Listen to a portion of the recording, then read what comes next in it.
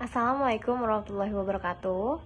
Perkenalkan, kami dari kelompok 4 dari kelas K321 MNR dengan mata kuliah studi kelayakan bisnis dengan dosen pengampun Ibu Aisyah Indasari, SEMAK,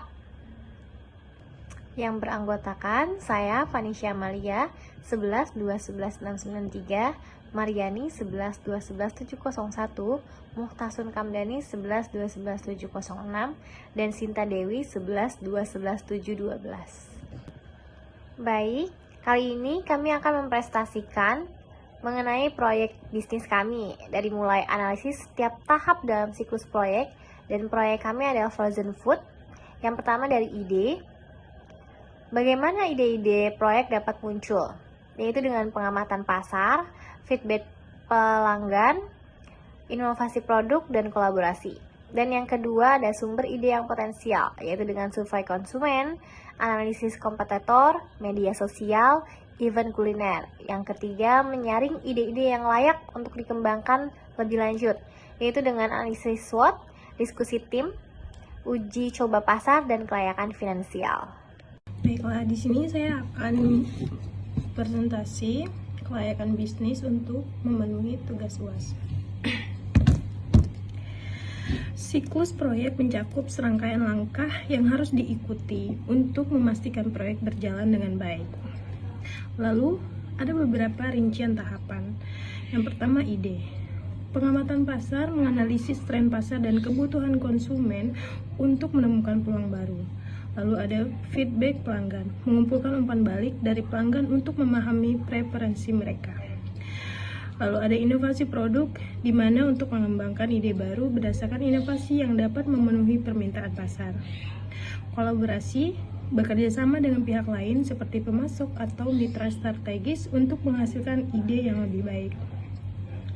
Ada identifikasi, di sini ada kriteria proyek, yaitu untuk menetapkan kriteria yang harus dipenuhi oleh proyek seperti permintaan pasar, biaya produksi, dan regulasi. Ada analisis awal, yaitu melakukan studi pasar dan analisis keuangan untuk menilai potensi proyek tersebut.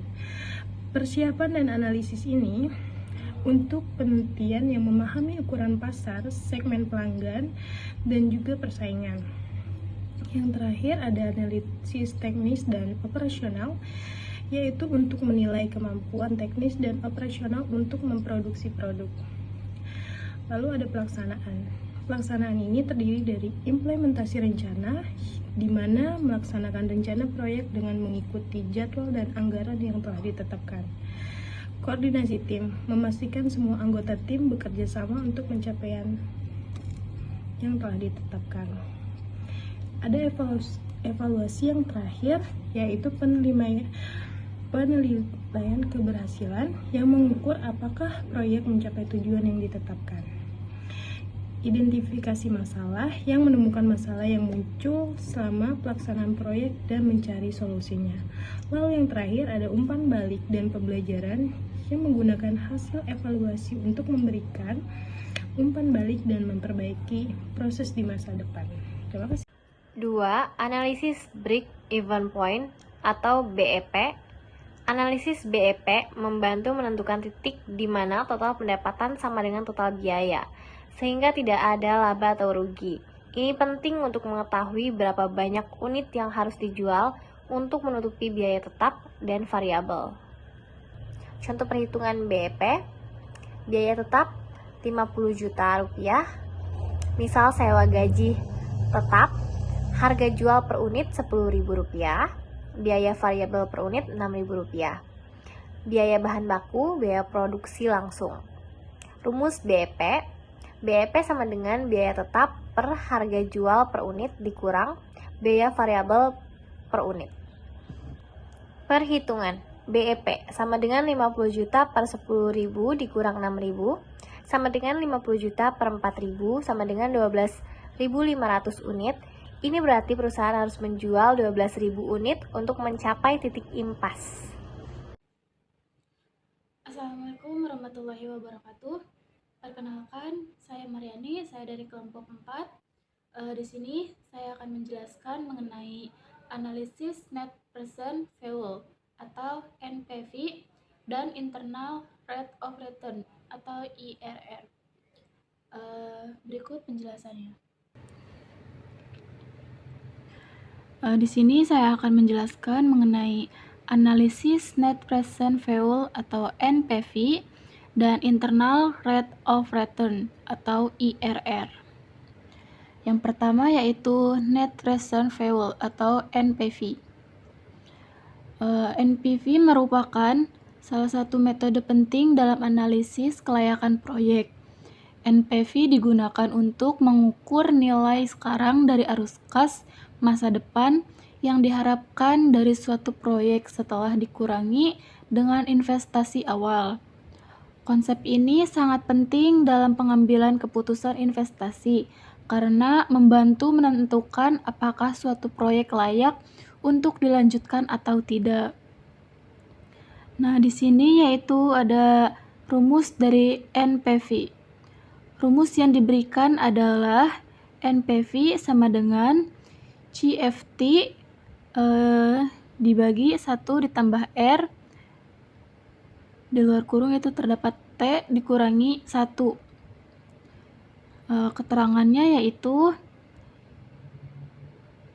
CFT merupakan arus kas pada tahun ke R yaitu tingkat diskonto 1 sama dengan investasi awal. Nah, jadi arus kas CFT yaitu adalah uang yang diharapkan akan diterima dari proyek pada tahun tertentu. Arus kas ini bisa berasal dari penjualan produk, layanan, atau sumber pendapatan lainnya. Kemudian R atau tingkat diskonto, yaitu tingkat pengembalian yang diharapkan dari investasi. Tingkat ini digunakan mendiskonkan arus kas masa depan ke nilai sekarang. Semakin tinggi tingkat diskon, semakin rendah nilai sekarang dari arus kas masa depan. Kemudian yang terakhir yaitu investasi awal atau 1. Ini adalah total biaya yang dikeluarkan untuk memulai proyek. Ini mencakup semua biaya yang diperlukan sebelum proyek dimulai dan menghasilkan arus kas. Jadi, kesimpulan dari NPV ini adalah alat yang sangat berguna dalam analisis kelayakan proyek karena memberikan gambaran yang jelas tentang potensi keuntungan dari investasi.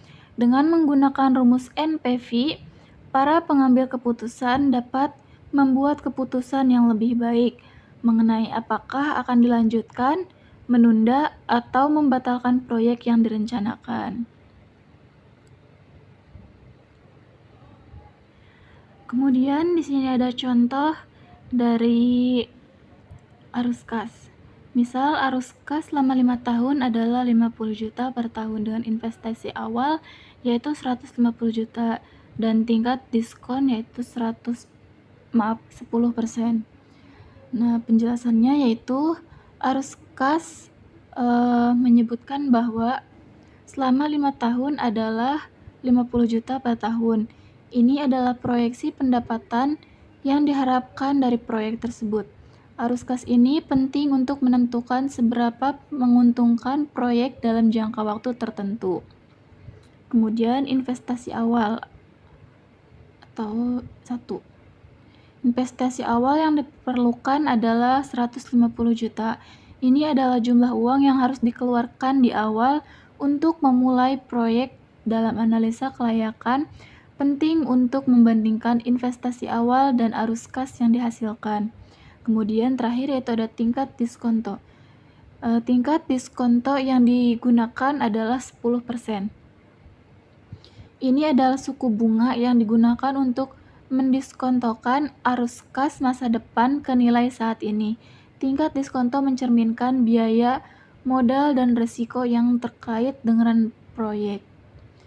Nah, di sini perhitungannya yaitu rumus yang dituliskan adalah NPV sama dengan 50 juta banding 1 tambah 0,1 tahun pertama ditambah 50 juta banding 1 tambah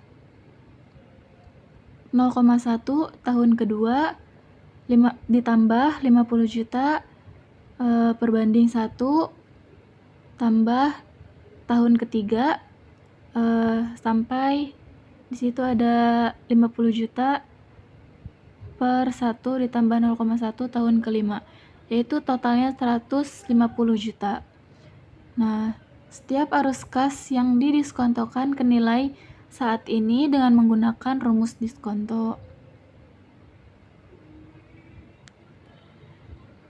Itu merupakan contoh dari perhitungan NPV. Kemudian yang kedua yaitu internal rate of return. IRR adalah tingkat diskonto yang membuat NPV sama dengan 0. Ini adalah indikator penting dalam analisis kelayakan proyek. Jika IRR lebih tinggi dari biaya modal, dalam hal ini yaitu 10%, maka proyek dianggap layak untuk dilanjutkan. IRR memberikan gambaran tentang potensi pengembalian investasi. Nah, jadi analisis kelayakan finansial untuk proyek frozen put dengan menghitung NPV dan IRR, manajemen proyek dapat membuat keputusan yang lebih baik mengenai proyek tersebut layak untuk dilanjutkan atau tidak.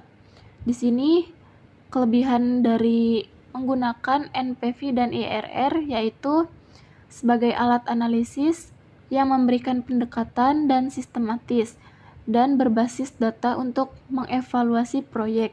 Sedangkan kekurangan dari kedua hal tersebut yaitu analisis ini memiliki keterbatasan seperti ketergantungan pada proyeksi arus kas yang mungkin tidak akurat dan asumsi tentang tingkat diskonto yang mungkin berubah. Demikian penjelasan yang dapat saya sampaikan. Kurang lebihnya mohon maaf. Terima kasih. Oke, kemudian lanjut ke analisis proyek ya. Jadi untuk di tahap ini yaitu tentang mutually exclusive project ya, atau apa namanya,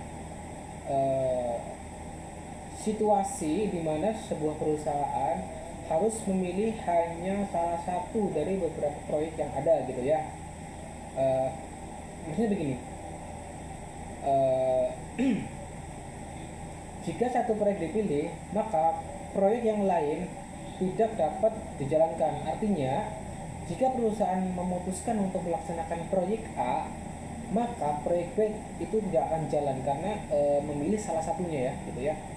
Oke, jadi dalam langkah-langkah menganalisis hal ini pun perlu beberapa hal yang memang harus diperhatikan.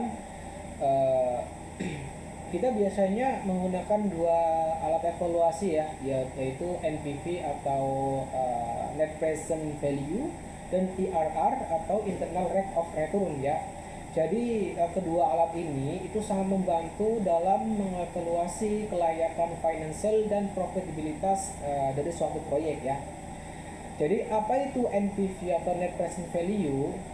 Ini merupakan alat untuk menghitung selisih antar nilai sekarang atau yang asli dari arus kas yang masuk dan arus kas yang keluar gitu ya. Jadi yang dihasilkan proyek gitu ya. Atau dalam kata lain, NPV yang positif itu menunjukkan bahwa proyek tersebut bernilai lebih tinggi daripada biaya modal yang dikeluarkan tentunya ya. Untuk apa? Untuk mendanainya gitu ya. Dan karena itu layak dipilih gitu ya. Jadi secara umum NPV ini yang lebih tinggi dianggap lebih menguntungkan gitu ya. Kemudian apa itu IRR? Jadi atau Internal Rate of Return gitu ya. Jadi ini merupakan suatu alat yang tingkat pengembaliannya itu yang membuat NPV dari proyek menjadi nol ya. Ya maksudnya jika IRR lebih besar dari tingkat pengembalian yang diharapkan, maksudnya biasanya tuh tingkat diskon ya atau biaya modal perusahaan gitu ya, maka proyek tersebut itu akan dianggap menguntungkan ya. Lalu contoh kasus nih, kita berbicara dalam kasus proyek kita ya, yaitu frozen food. Misal proyek A NPV-nya 100 juta, IRR-nya 15%. Kemudian proyek B NPV-nya 80 juta, kemudian IRR-nya 20%. Kemudian kita merujuk kepada analisis ya dari kedua hal tersebut. Jadi proyek A memiliki NPV yang lebih tinggi dibandingkan proyek B, yaitu 100 juta versus 80 juta gitu ya. Nah, NPV yang lebih tinggi ini yang menunjukkan bahwa proyek A itu lebih menguntungkan secara financial. Karena apa? Yaitu karena menghasilkan nilai yang lebih banyak bagi perusahaan karena menghasilkan nilai yang lebih yang lebih gitu maksudnya dari perusahaan setelah dipertimbangkan biaya modal yang dikeluarkan seperti itu. Kemudian IRR atau internal rate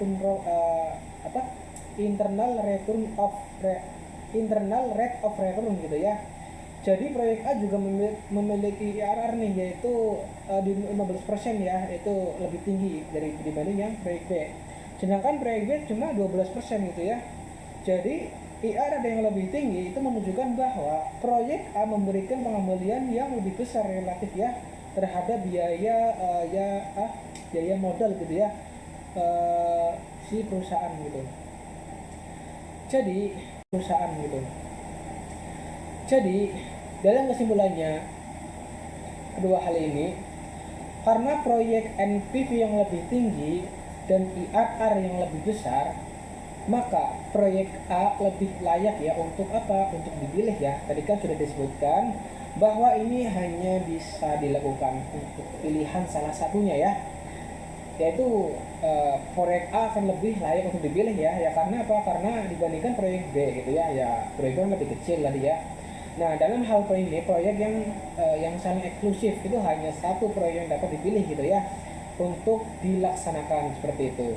Sehingga keputusan yang lebih baik adalah memilih proyek yang memberikan nilai yang lebih tinggi dan pengembalian yang lebih besar tentunya, yaitu proyek A ya, seperti yang sudah disebutkan tadi gitu ya. Proyek A. Jadi apa manfaatnya dari analisis ini? Ya untuk membantu pengambilan keputusan untuk memaksimalkan nilai bagi perusahaan yang memiliki proyek yang paling menguntungkan berdasarkan kriteria keuangan yang jelas seperti itu. Kurang lebih seperti itu presentasi dari kelompok kami. Kurang lebihnya mohon maaf. Wassalamualaikum warahmatullahi wabarakatuh.